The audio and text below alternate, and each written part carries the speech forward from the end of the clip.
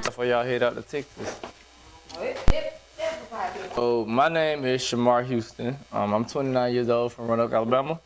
I am a clothing designer, self-taught clothing designer. Last month just made year 5. Viral TikToks, 2-time award-winning designer. Everything's been going great. Had a few celebrity clients. My goal really is to just continue to go up, continue to get more celebrity clients, get my name out there more.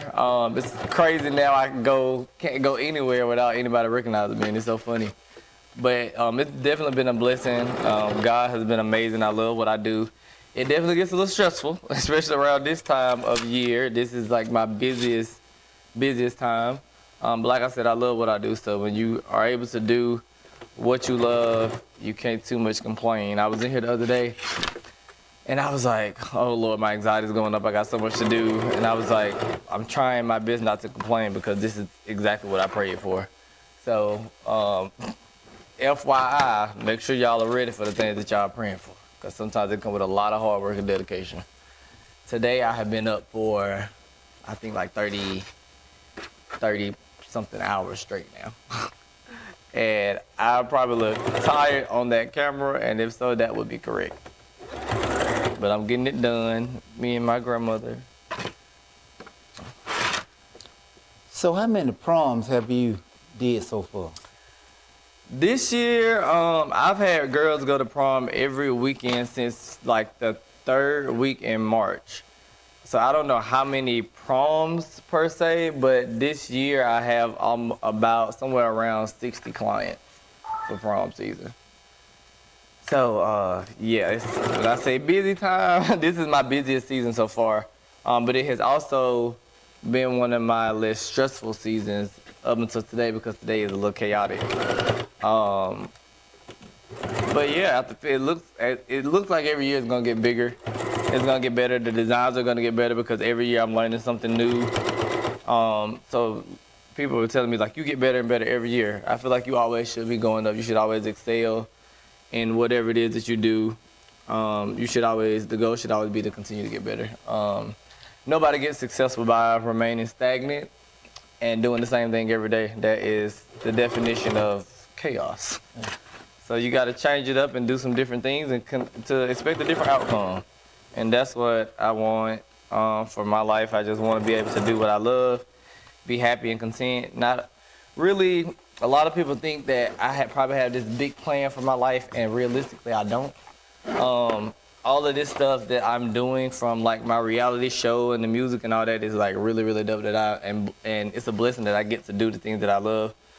But in a nutshell, I'm simple. If I'm just, financially stable and have a family, I guess I have the basic American dream in a nutshell, and not like what everybody probably thinks, I'm looking for. So.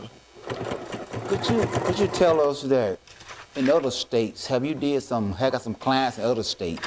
Yes, this year was my first year that I took out-of-state clients.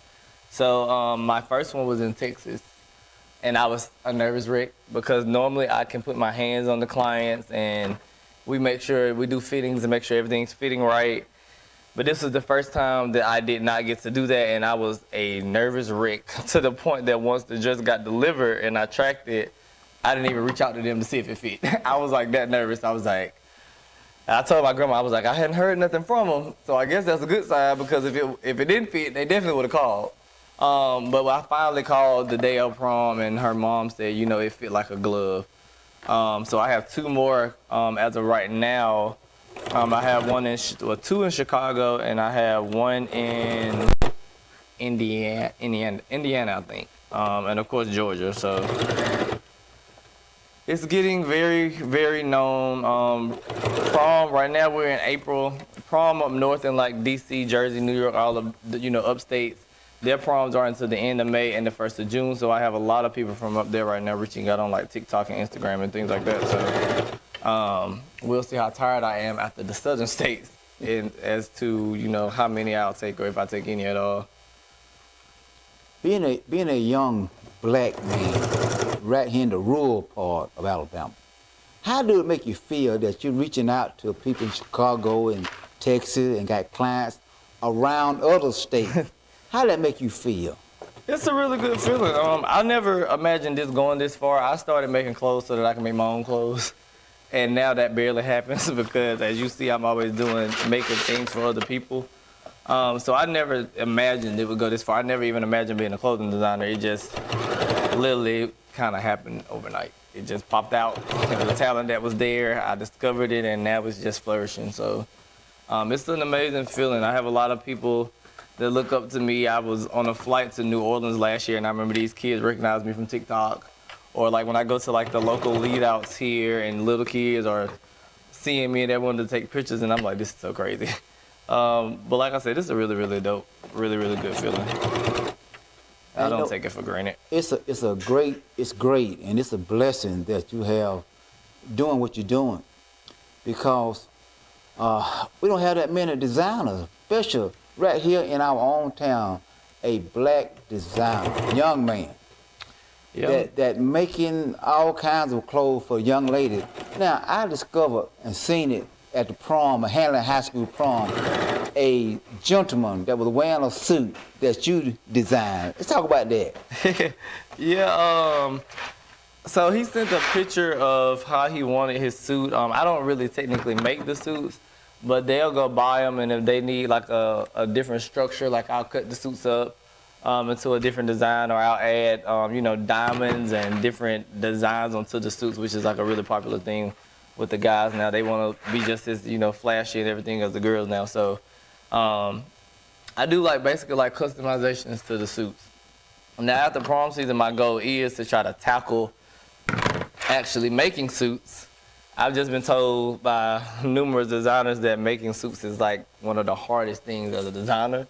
So I think it kind of scared me a little bit, but definitely after prom season this year, I am going to try to tackle it and see what the hype about. I know me, and with me, I can do literally anything that I put my mind to. So I honestly don't think it's going to be something that is that hard. Maybe a little bit more tedious than making dresses, but I don't think it'll be hard. So, have you met with other designers across the country? Yeah, I've met a lot of designers. Some local ones here. You have my first cousin, actually, Kira Towns. You have Kristen Chantel, LaToya Dozier. I have my friend Savion in Atlanta. I met a lot of designers from Atlanta and Birmingham. I go to the fabric store every week during prom season, and I meet a lot of designers. While we're in there, we always converse and we talk about maybe our prices or the struggles that we're facing during prom season, the clients, people's budgets. It's always something that we get into a conversation with at the fabric stores. So yeah, I've had the pleasure to meet a lot of really talented designers. It's a lot of us, and I'm rooting for everybody black, and it's a lot of talented black designers. A lot of them. Would you be comfortable naming one or two that are out of state? Would you be comfortable by naming them, or you better keep them private? Designers? Mm-hmm. So you have Savion, who is located in Atlanta.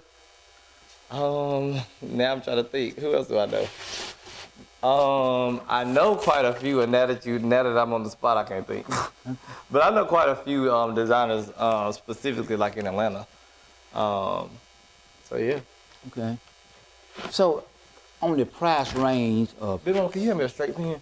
On the price range of some of your design, your dresses, what are some of the price range?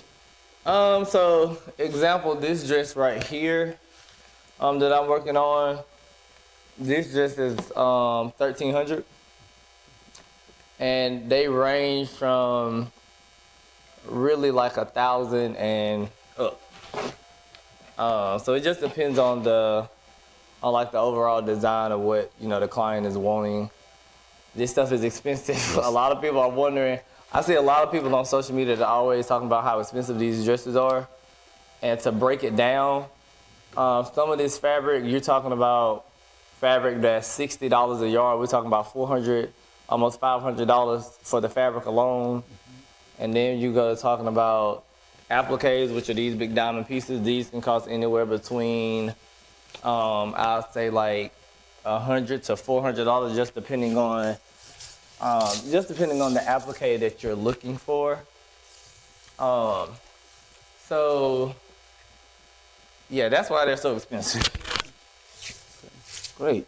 So, if you had to do, example, 60 dresses in a month, would it be possible to do that? No. 60 dresses in a month, absolutely not. I have 60, and this is spread out for like basically 3 months, and I'm still like, I feel like I'm still behind. So yeah, no, that's impossible. Okay. Like really, really impossible. So, what would you tell a young person that decide to go into your line of work? What would you tell that young person? So for me, I was a little bit scared to try new things when it came to this. Like I got into it, but I was scared to try new things. So I would tell anybody, don't be scared. Get outside of your comfort zone. You will never reach your highest level of success or your skill being scared. So go outside of your comfort zone. Try new things. Network with people, because you never know who it is that you may be talking to, or who may have a connection that may help you get even, higher than where you already are with what you're doing.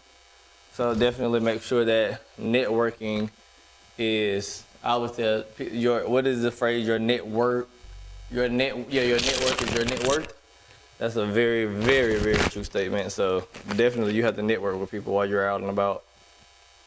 I was informed just today that you designed a dress for your late grandmother. Yes, I did. My grandma Tavy, she passed away almost a year ago. This month will make a year since I was going all around.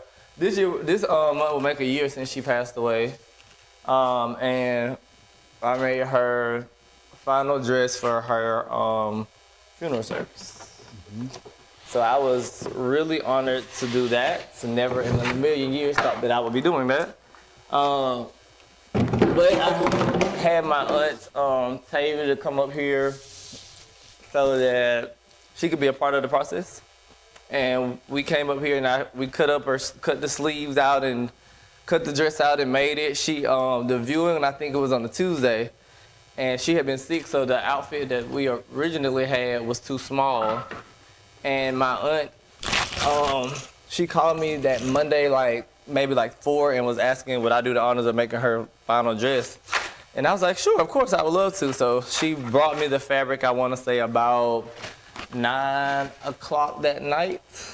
And we had that dress done at by 11:30 that night. So it took 2.5 hours. We got it up to the funeral home the next day, and we had Granny looking real good. Great. If you had another request to do that for another family member, would you be willing to do that? Of course. I've actually had a few funeral homes that have reached out about, possible contracts and things of that sort for me to do that for their business. So definitely. It was a great feeling for me knowing that, my grandma will be put to rest in one of my designs. So I definitely would love to do that for other families if they requested it and needed it. So yeah. So I want to thank you for giving me this opportunity to interview you and to see some of your designer dresses that you are doing right here in your shop. So give me the name of your shop again. So the name of my brand is called Legendcouturedesigns. It is named Legend Couture. Legend came from my baby boy. I have a 5-year-old named Legend. So it is actually named after him. And then couture because most of my clothes are like a couture look. So that's where the name came from. And like I said, it's been 5 years in the making now, and things are continuing to excel. And I'm really, really happy and excited about everything that's coming forward. I have a few fashion shows in Atlanta coming up this summer. So it's exciting. It's really exciting.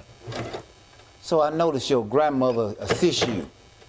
So do you have any more help aside your grandmother? Nope. My best friend Tiara comes up here sometimes, and my mama Michelle may come up here and see just to give company or fill out contracts. My cousin Jamaica is always asking, is there anything she can come help do, especially on like days like this when I'm like no sleep and I'm exhausted. They know I'm exhausted, so they're always like lending help. What can I do? Can I do this? Can I do that? Can I do that? So I have a really, really good support system behind me. My mom is in Virginia, but she tries to be my manager from way up there, always calling. I hadn't slept in over 24 hours a day, so I told her I was gonna I had to take a nap. So I told her I was gonna wake up at 1:30, so she was like, well, I'm gonna call you, make sure you up at 1:30 so you can get them done. So yeah, I have a really, really good support system behind me, and I would not be able to do most of this without my grandma. So she's like, I'm like the, what would you call it? I guess she's the glue that holds everything together, and I'm like the main engine, I guess you would say. So yeah, I'm blessed. All right, thank you so much for giving this opportunity to interview you. This is brought live from Bell's Video and Audio Services. Thank you.